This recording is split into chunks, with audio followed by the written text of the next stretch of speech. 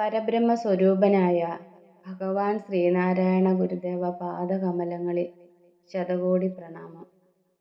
സജ്ജനങ്ങളായ പ്രിയാത്മ സഹോദരരെ, ഇന്ന് നമ്മൾ ആത്മോപദേശ ശതകം 55-ാം മന്ത്രമാണ് മനനത്തിനായി എടുത്തിട്ടുള്ളത്. മന്ത്രം ഇപ്രകാരമാകുന്നു.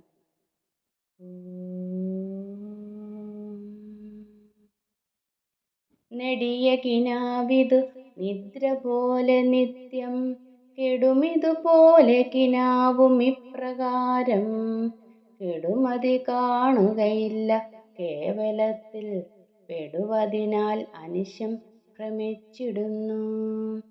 നെടിയ കിനാവിതു നിദ്ര പോലെ നിത്യം കെടും ഇതുപോലെ കിനാവും ഇപ്രകാരം കെടുമതി കാണുകയില്ല കേവലത്തിൽ പെടുവതിനാൽ അനിശം ഭ്രമിച്ചിടുന്നു.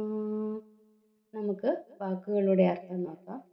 ഇത് നെടിയ കിനാവ്, ജീവിതം ഒരു നീണ്ട സ്വപ്നമാണ്. നിദ്ര പോലെ, ഉറക്കത്തിൽ കാണുന്ന കിനാവ് പോലെയാണിത്. നിത്യം കെടും, ഉണർന്നെണീക്കുമ്പോൾ ആ കിനാവും കെട്ടുപോകുന്നു. ഇതുപോലെ, ഉറക്കത്തിലെ സ്വപ്നം പോലെ തന്നെ കിനാവും, ജീവിതമാകുന്ന നെടിയ കിനാവും കെട്ടുപോകുന്നു. ഇപ്രകാരം, എന്നാൽ ഇത്തരത്തിൽ കെടുമതി വിഷയബുദ്ധി കാണുകയില്ല, മനസ്സിലാകുന്നില്ല. കേവലത്തിൽ, പ്രപഞ്ചം എന്ന ഈശ്വരന്റെ സ്വപ്നത്തിൽ പെടുവതിനാൽ, എല്ലാവരും ഒരുപോലെ കുടുങ്ങിയിരിക്കുന്നതിനാൽ അനിശം, എപ്പോഴും ഭ്രമിച്ചിടുന്നു. നെടിയ കിനാവിനെ സത്യം എന്നതുപോലെ ദർശിക്കുന്നു. ഒരിക്കൽ കൂടി അർത്ഥം പറയാം. ജീവിതം ഒരു നീണ്ട സ്വപ്നമാണ്. ഉറക്കത്തിൽ കാണുന്ന കിനാവ് പോലെയാണിത്. ഉണർന്നെണീക്കുമ്പോൾ ആ കിനാവും കെട്ടുപോകുന്നു. ഉറക്കത്തിലെ സ്വപ്നം പോലെ തന്നെ ജീവിതമാകുന്ന നെടിയ കിനാവും കെട്ടുപോകുന്നു. എന്നാൽ ഇത്തരത്തിൽ വിഷയബുദ്ധി മനസ്സിലാകുന്നില്ല.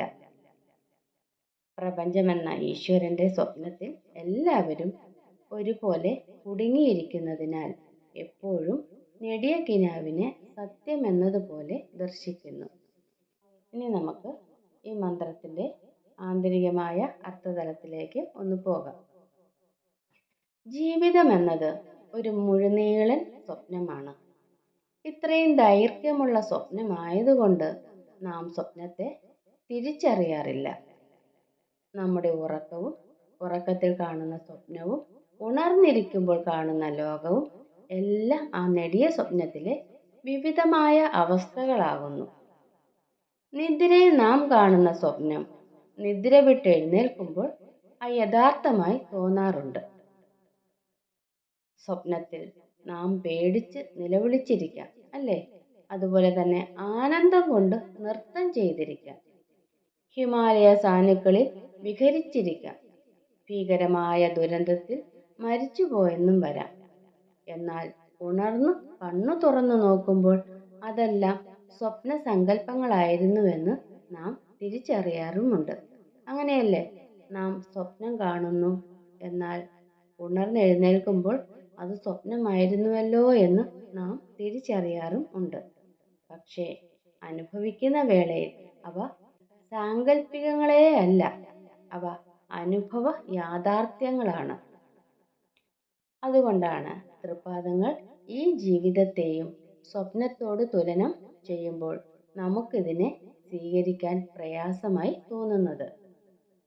സ്വാമി തൃപ്പാദങ്ങൾ ഈ നെടിയ സ്വപ്നങ്ങളിൽ നിന്നും ഉണർന്നെണീറ്റിട്ടാണ് നമ്മോടെല്ലാം പറഞ്ഞു തരുന്നത്. തൃപ്പാദങ്ങളുടെ അനുഭവത്തെ സ്വാമി തൃപ്പാദങ്ങൾ മറച്ചു വയ്ക്കുന്നില്ല. നമുക്കും ചുറ്റുപാടുകൾ തീർത്ത വേദനകളിൽ നിന്നും കെട്ടുപാടുകളിൽ നിന്നും മുക്തരാകാൻ കഴിയും. ലോകത്ത് എല്ലാവരും ഈ ജീവിതത്തെ പരമാർത്ഥമെന്ന പോലെ നനച്ച് ജീവിക്കുന്നത് കാണുമ്പോൾ നമ്മുടെ ഉള്ളിലും തോന്നും, ഈ കാണപ്പെടുന്ന ലോകവും ജീവിതവുമാണ് പരമമായ സത്യമെന്ന്. അതിനെയാണ് കേവലത്തിൽ പെട്ടു ഭ്രമിക്കുന്നു എന്ന് തൃപ്പാദങ്ങൾ പറയുന്നത്. ഈ ലോകജനത മുഴുവനും ആകാശത്തിലെ നീലിമയെ ദർശിച്ചാലും ഒരു ശാസ്ത്രജ്ഞനറിയാം അവിടെ നീലിമയില്ലെന്ന്. നമ്മുടെ കണ്ണിൻ്റെ പരിമിതിയാണ് ചക്രവാളത്തെ സൃഷ്ടിക്കുന്നതെന്നും ആ ശാസ്ത്രജ്ഞന് അറിയാം. സാധാരണ ജീവിതത്തിലെ ഇത്തരം കാര്യങ്ങളിൽ പോലും നമ്മൾ ഭ്രമിച്ചു പോകാറുണ്ട്. ഇതുപോലെ തന്നെയാണ് ഒരു മുഴുവൻ ജീവിതത്തിലും ഉണ്ടാകുന്ന ഭ്രമാത്മകത. ഇനി നമ്മൾ ഉണരേണ്ടത് ആവശ്യമാണ്. ആ ഉണരൽ ആത്മസൂര്യനിലേക്കാകണം. വെളിച്ചം, വെളിച്ചം, സർവത്ര വെളിച്ചം. ഇരുട്ടിൻ്റെ ഒരു കണിക പോലും കാണുന്നില്ലല്ലോ. എന്തൊരത്ഭുതം! ഇതാകുന്നു പൂർണ്ണ ബോധോദയം.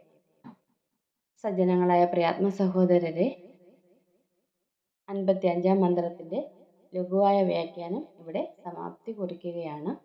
അടുത്ത ദിവസം അടുത്ത മന്ത്രവുമായി നമുക്ക് കണ്ടുമുട്ടാം. ഗുരുവും ശ്രീനാരായണ ധർമ്മം വിജയിക്കട്ടെ.